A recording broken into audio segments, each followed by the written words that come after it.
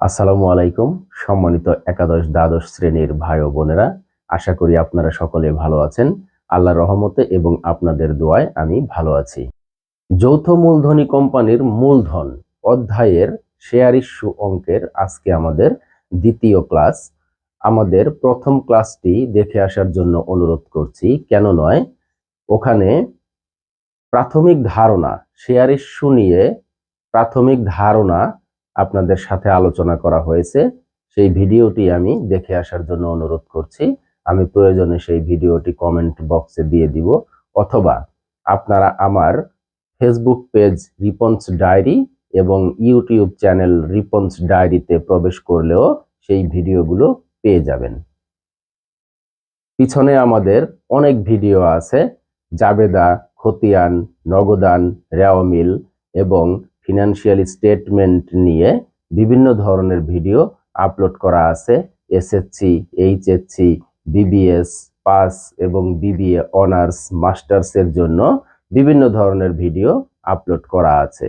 আমি আপনাদেরকে অনুরোধ করছি সেই ভিডিওগুলো দেখার জন্য এবং আশেপাশের বন্ধু বান্ধবদের সাথে শেয়ার করার জন্য, এবং আরো অনুরোধ করছি YouTube channel Ripon's diary subscribe করার জন্য এবং Facebook page Ripon's diary follow করার জন্য।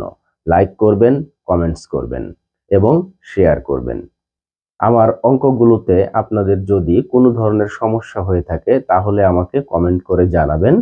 আমি চেষ্টা করব আপনাদেরকে তার পরবর্তী ভিডিওতে আমি সেগুলোর সমাধান করে দেওয়ার জন্য। তো আজকে আমরা বরাবরের মতোই পরেশচন্দ্র মণ্ডল স্যারের যে বই আছে সেই বইয়ের উদাহরণ 2 নিয়ে যে শেয়ার ইস্যু অঙ্কটি দেওয়া আছে সেটি আমরা সমাধান করব। সেটি হচ্ছে বিপাশা কোম্পানি লিমিটেডের অঙ্ক। আমরা প্রথমেই অঙ্কটি পড়ে নিচ্ছি। বিপাশা কোম্পানি লিমিটেড প্রতিটি 10 টাকা মূল্যের 50,000 শেয়ার নিয়ে নিবন্ধিত। কোম্পানির 30,000 শেয়ার প্রতিটি 5 টাকা অধিহারে বিলির উদ্দেশ্যে আবেদনপত্র আহ্বান করে। সর্বমোট 40,000 শেয়ারের জন্য আবেদনপত্র পাওয়া যায়। কোম্পানি 10,000 শেয়ারের আবেদনের টাকা ফেরত দেয় এবং 30,000 শেয়ার আবন্টন করে। উপরিউক্ত লেনদেনের জন্য কোম্পানির বইতে প্রয়োজনীয় জাবেদা দাখিলা, ব্যাংক হিসাব এবং আর্থিক অবস্থার বিবরণী অর্থাৎ উদ্বর্তপত্র দেখাও। বিষয়টি আপনারা সকলেই জানেন, এই অঙ্কে 3টি পার্ট থাকে: জাবেদা দাখিলা, ব্যাংক হিসাব এবং উদ্বর্তপত্র বা আর্থিক অবস্থার বিবরণীতে শেয়ার ইস্যু নিয়ে যে অংশটুকু থাকে সেই অংশটুকু। অঙ্কটি আমি আরেকবার রিভিউ করছি। বিপাশা কোম্পানি লিমিটেড জনগণের উদ্দেশ্যে শেয়ার ছাড়বে। 10 টাকা মূল্যের 50,000 শেয়ারে নিবন্ধিত, অর্থাৎ সিকিউরিটিজ অ্যান্ড এক্সচেঞ্জ কমিশনে নিবন্ধিত হতে হয়। 10 টাকা মূল্যের 50,000 শেয়ার নিয়ে নিবন্ধিত এবং সেখান থেকে 30,000 শেয়ার জনসাধারণের উদ্দেশ্যে বিলি করবে। এই চিন্তা ভাবনা করে জনসাধারণের উদ্দেশ্যে প্রসপেক্টাস বা বিবরণীপত্র দাখিল করে। জনগণ সেই বিবরণীপত্র দেখে কোম্পানি বরাবর শেয়ারের জন্য আবেদন করে এবং আবেদনের সাথে শেয়ারের পুরো টাকাটি তারা প্রদান করে। এই টাকাগুলো কোম্পানির ব্যাংক হিসাবে জমা হয়ে থাকে। 50,000 শেয়ারের মধ্যে 30,000 শেয়ার বিলি করার জন্য প্রসপেক্টাস দাখিল করে, সেখানে আবার জনগণের কাছ থেকে 40,000 শেয়ারের আবেদনপত্র পাওয়া যায়, অর্থাৎ 10,000 শেয়ারের টাকা অতিরিক্ত পাওয়া যায়। এখানে আমি আরেকটি কথা বলছি, 10 টাকা অভিহিত মূল্যের শেয়ার 15 টাকায় বিলি করবে, অর্থাৎ 5 টাকা অধিহার।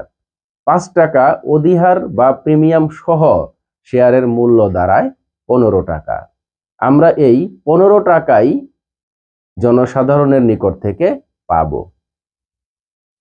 এখন অতিরিক্ত যে 10,000 শেয়ারের টাকা পাওয়া গেল সেই 10,000 শেয়ারের টাকা ফেরত দেওয়া হবে এবং বাকি টাকা কোম্পানির মূলধন হিসাবে স্থানান্তর করা হবে। পরবর্তীতে ব্যাংক হিসাবের একটি খতিয়ান করা হবে এবং সেই ব্যাংক হিসাবের খতিয়ান এবং জাবেদা দাখিলা ধরে আমাদেরকে উদ্বর্তপত্র প্রস্তুত করতে হবে। উদ্বর্তপত্র বলতে বা আর্থিক অবস্থার বিবরণী বলতে এখানে শেয়ার ইস্যু নিয়ে যে অংশটুকু হবে ঠিক সেই অংশটুকু আমাদেরকে দেখাতে হবে। উদ্বর্তপত্রে অনেকগুলো হিসাব থাকে, সম্পত্তি সমূহ, দায় সমূহ। সম্পত্তি সমূহের মধ্যে আবার বিভিন্ন ধরনের সম্পত্তি, চলতি সম্পত্তি, স্থায়ী সম্পত্তি।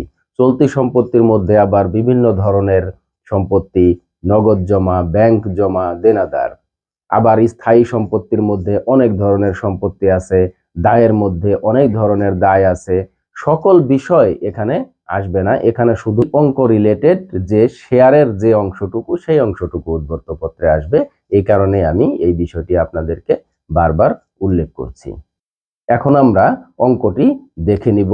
আমি প্রত্যেকটি অঙ্ক করার শুরুতেই আপনাদেরকে বলি যে অঙ্কের যে প্রশ্নটি থাকবে সেই প্রশ্নটি এমনভাবে আপনারা পড়বেন যাতে অঙ্ক করার সময় বারবার প্রশ্ন দেখার প্রয়োজন না পড়ে, আপনারা প্রশ্ন না দেখেই অঙ্কটি করতে পারেন।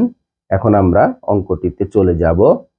উপরে আমরা লিখেছি বিপাশা কোম্পানি লিমিটেড জাবেদা দাখিলা। জাবেদার ছক আপনারা অবশ্যই কাটতে পারেন। আমরা প্রথম জাবেদাটি করেছি ব্যাংক হিসাব ডেবিট 6 লক্ষ টাকা, শেয়ার আবেদন হিসাব ক্রেডিট 6 লক্ষ টাকা। ন্যারেশন লিখেছি প্রতিটি 10 টাকা মূল্যের 40,000 শেয়ারের 5 টাকা অধিহারে গ্রহণ করা হলো। এখানে 10 টাকা মূল্যের অভিহিত শেয়ারে 5 টাকা অধিহারে আমরা 40,000 শেয়ারের আবেদনপত্র পেয়েছি। তাহলে 15 টাকা করে 40,000 শেয়ারের মূল্য আসে 6 লক্ষ টাকা। এখানে আমাদের জাবেদা করার সময় শেয়ার অধিহার আলাদা করে দেখানোর কোনো প্রয়োজন নেই। আমাদের টাকাগুলো প্রথমে ব্যাংক হিসাবে জমা হয়েছে, এখানে এসেছে 6 লক্ষ টাকা, কারণ 15 টাকা করে 40,000 শেয়ারের মূল্য আসে 6 লক্ষ টাকা। পরবর্তীতে আমরা এই টাকাটা মূলধন হিসাবে স্থানান্তর করব। মূলধন হিসাবে যখন স্থানান্তর করব তখন শেয়ার অধিহারের অংশটুকু আমাদেরকে উল্লেখ করে দেখাতে হবে। শেয়ার আবেদন হিসাব ডেবিট, শেয়ার মূলধন হিসাব ক্রেডিট, শেয়ার অধিহার হিসাব ক্রেডিট। এখন এখানে কত টাকা হবে আমি আপনাদেরকে বলে দিচ্ছি। শেয়ার আবেদনে 4,50,000 টাকা ডেবিট হয়েছে, কারণ এখানে 30,000 শেয়ার আমরা মূলধন হিসাবে স্থানান্তর করব। 30,000 শেয়ার 15 টাকা করে আসে 4,50,000 টাকা। এখন এই 4,50,000 টাকার মধ্যে মূলধন হবে 3 লক্ষ টাকা, কারণ 10 টাকা মূল্যের 30,000 শেয়ার আমরা মূলধন হিসাবে স্থানান্তর করব এবং অবশিষ্ট টাকাটি আমাদের শেয়ার অধিহার হিসাবে গণনা করা হবে। সেটি হবে 5 টাকা করে 30,000 শেয়ার, 1,50,000 টাকা। শেয়ার অধিহার প্রতিষ্ঠানের জন্য বরাবরই একটি দায় এবং দায় হলে অবশ্যই ক্রেডিট হয়। ন্যারেশন লিখেছি আমরা শেয়ার আবেদনের টাকা শেয়ার মূলধন এবং শেয়ার অধিহারে স্থানান্তরিত হলো। ন্যারেশন আপনারা নিজের মতো করে লিখতে পারবেন। পরবর্তীতে আমরা আরেকটি জার্নাল করব, সেটি হচ্ছে যেই টাকাটি আবেদনকারীদেরকে ফেরত দেওয়া হবে সেই টাকাটি। আমরা 10,000 শেয়ারের আবেদনের টাকা জনগণকে ফেরত দিয়ে দেব। 15 টাকা করে 10,000 শেয়ার, সেই 10,000-এর মধ্যেও অবশ্যই 5 টাকা অধিহার আছে। তাহলে অধিহার এখানে আলাদা করে দেখানোর কোনো দরকার নেই, আমরা একবারে দেখাবো। শেয়ার আবেদন হিসাব ডেবিট 1,50,000 টাকা, ব্যাংক হিসাব ক্রেডিট 1,50,000 টাকা। ন্যারেশন লিখেছি অতিরিক্ত শেয়ার আবেদনের টাকা ফেরত দেওয়া হলো। আমরা এখন এই জাবেদা ধরে ব্যাংক হিসাবের একটি খতিয়ান করব। ব্যাংক হিসাবের খতিয়ানটি আমরা চলমান জের ছকে করব। যদি কোনো ধরনের ছকের কথা উল্লেখ না থাকে, যদি উল্লেখ করা থাকে তাহলে যে ছকের কথা উল্লেখ থাকবে সেই ছকে আমরা খতিয়ান করব। এখন আমরা যেহেতু কিছু বলা নেই সেহেতু চলমান জের ছকে আমরা খতিয়ান করব। আমরা দেখব জাবেদার মধ্যে ব্যাংক হিসাব কোন জাবেদার সাথে আছে, সেই জাবেদাটি আমাদের খতিয়ানের সাথে সম্পর্কিত। প্রথম জাবেদায় আছে ব্যাংক হিসাব ডেবিট, শেয়ার আবেদন হিসাব ক্রেডিট 6 লক্ষ টাকা। তো ব্যাংক হিসাব ডেবিট আমরা করছি, ব্যাংক হিসাবের অপোজিট আছে শেয়ার আবেদন হিসাব। শেয়ার আবেদন হিসাব আমরা লিখব এবং টাকা লিখব আমরা ব্যাংক হিসাব, যেহেতু ডেবিট আছে কাজেই টাকাটিও আমরা ডেবিটে লিখব 6 লক্ষ টাকা। পরবর্তী জাবেদায় কোনো ব্যাংক হিসাব নেই। তৃতীয় জাবেদায় ব্যাংক হিসাব আছে, শেয়ার আবেদন হিসাব ডেবিট, ব্যাংক হিসাব ক্রেডিট। ব্যাংক হিসাব ক্রেডিট হয়েছে, তার অপোজিট ডেবিট হয়েছে শেয়ার আবেদন হিসাব, আমরা লিখব শেয়ার আবেদন হিসাব। এবং ব্যাংক হিসাব যেহেতু ক্রেডিট হয়েছে 1,50,000 টাকা, সেহেতু আমরা টাকাটি ক্রেডিটে লিখব 1,50,000 টাকা। পূর্বে 6 লক্ষ টাকা ডেবিট ছিল এবং এটি ব্যালেন্সও হবে ডেবিট ব্যালেন্স, এবং 1,50,000 টাকা ক্রেডিট হয়েছে। ডেবিট ব্যালেন্স থেকে 1,50,000 টাকা বাদ দিলে থাকবে 4,50,000 টাকা। এটি আমাদের ব্যাংক ব্যালেন্স। এই ব্যাংক ব্যালেন্সটি পরবর্তীতে আমাদের উদ্বর্তপত্র বা আর্থিক অবস্থার বিবরণীতে আসবে। আমরা আর্থিক অবস্থার বিবরণীটি দেখে নিচ্ছি।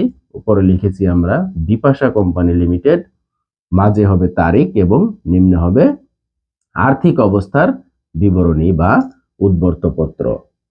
প্রথমেই উদ্বর্তপত্রের নিয়ম অনুসারে আসবে আমাদের সম্পত্তি সমূহের মধ্যে আমাদের অন্য কোনো সম্পত্তি এখানে নেই, শুধুমাত্র চলতি সম্পত্তির মধ্যে ব্যাংক জমা একটি সম্পত্তি উল্লেখ আছে, আমরা সেটি লিখব।